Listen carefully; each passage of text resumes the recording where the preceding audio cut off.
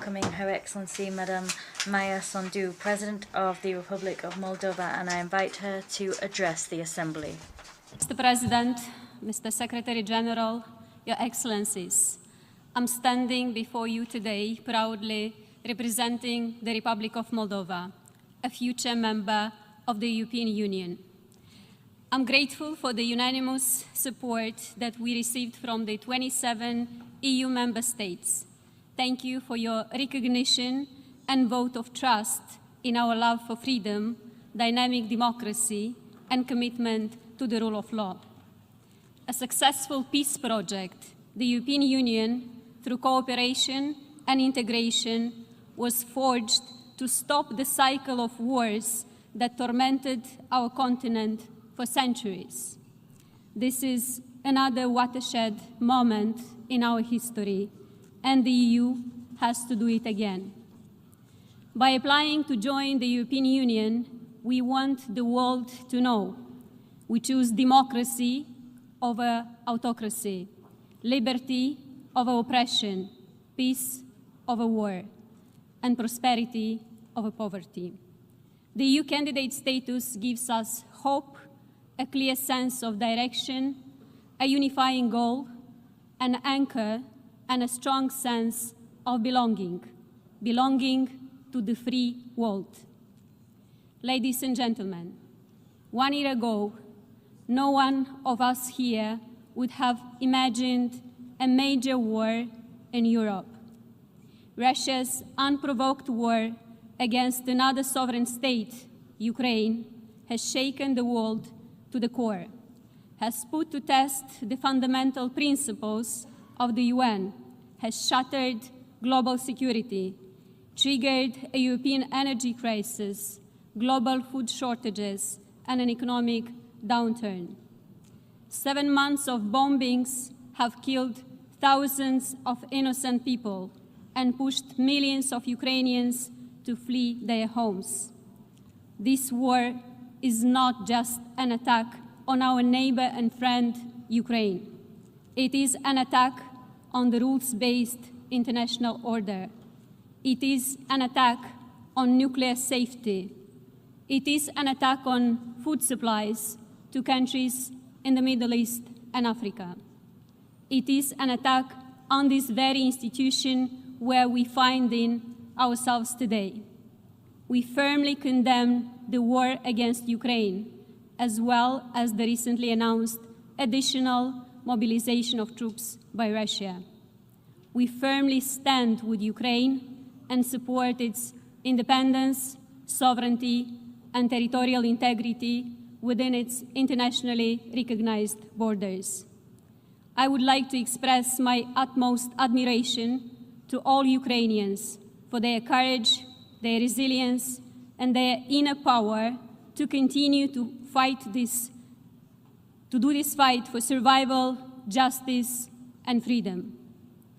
It is our moral duty as an international community to continue supporting Ukraine. Ukraine is fighting today to keep all of us safe, to keep Europe safe. It needs our support. Europe, all of us, we must help Ukraine. As I stand at this tribune, I represent a country that wants peace.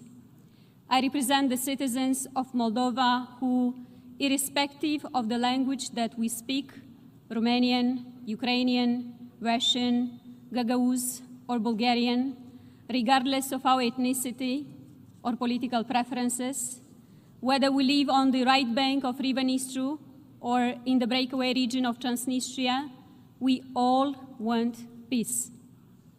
A country of less than 3 million people, we have sheltered more than 500,000 refugees fleeing the war. At the peak of the inflow, our population grew by 4%. Some 80,000 refugees chose to stay among us. I use this opportunity to pay tribute from this high rostrum to all Moldovan families who showed unprecedented solidarity with refugees by opening their homes and hearts to those in need. I'm proud of my people. I'm also grateful to the international partners, including the United Nations, who have provided assistance in managing the humanitarian crisis. I also thank the UN Secretary General and other high-level officials who visited our country in our hour of need to show support and solidarity.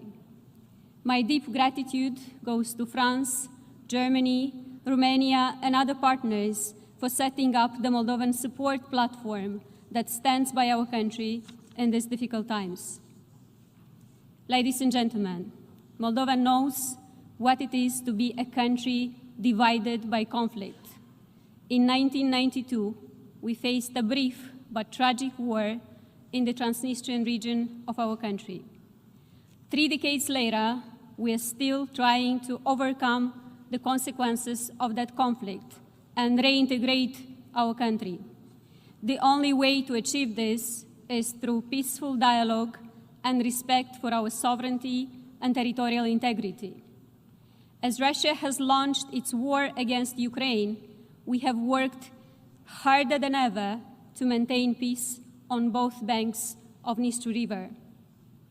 We have done our best to ensure that all citizens of Moldova, including those residing in the breakaway region, continue to enjoy peace.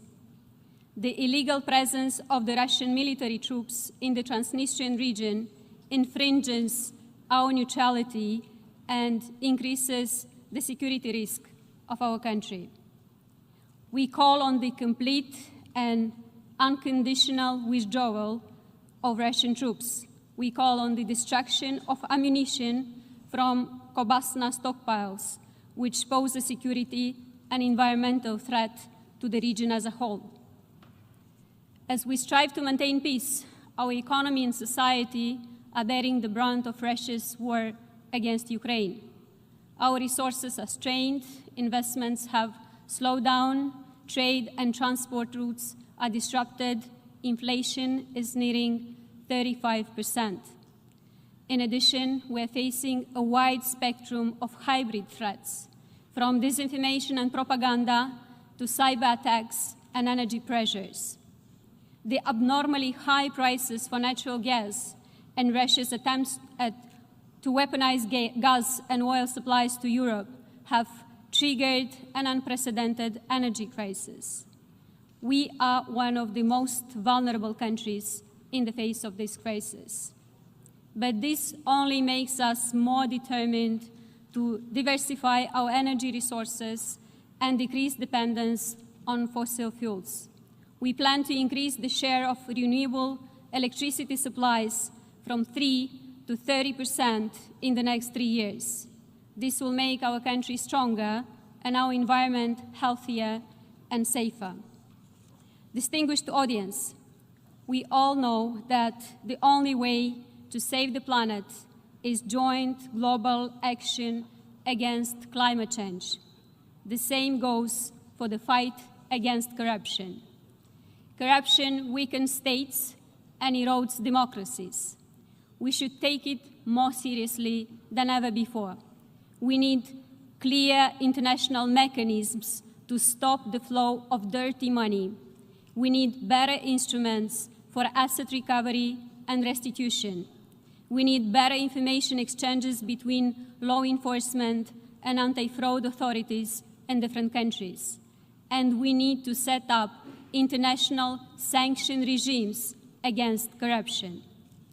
Ladies and gentlemen, despite all challenges, Moldova is pressing ahead with our reform agenda.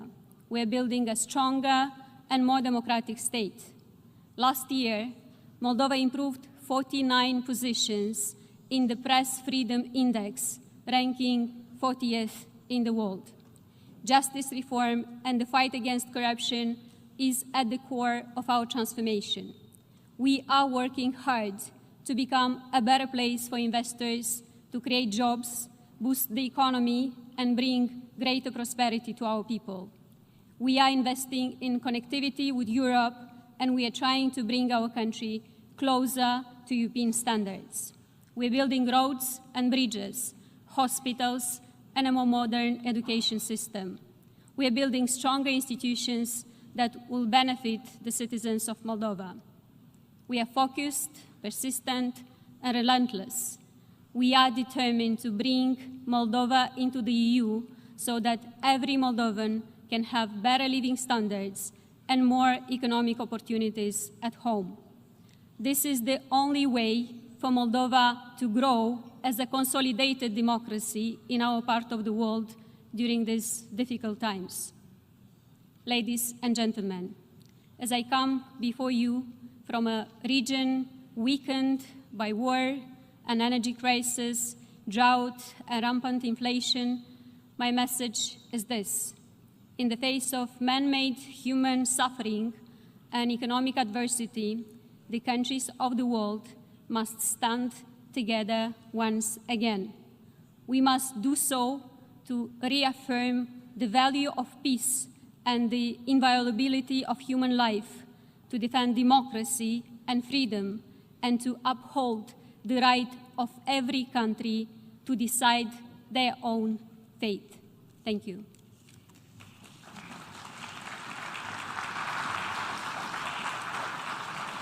Au nom de l'Assemblée générale.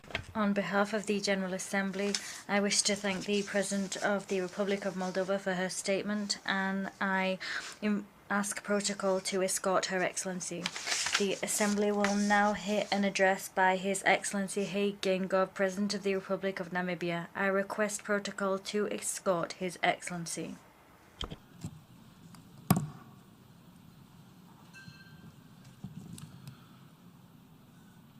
Au nom de l'Assemblée générale. On behalf of the General Assembly, I wish to thank the...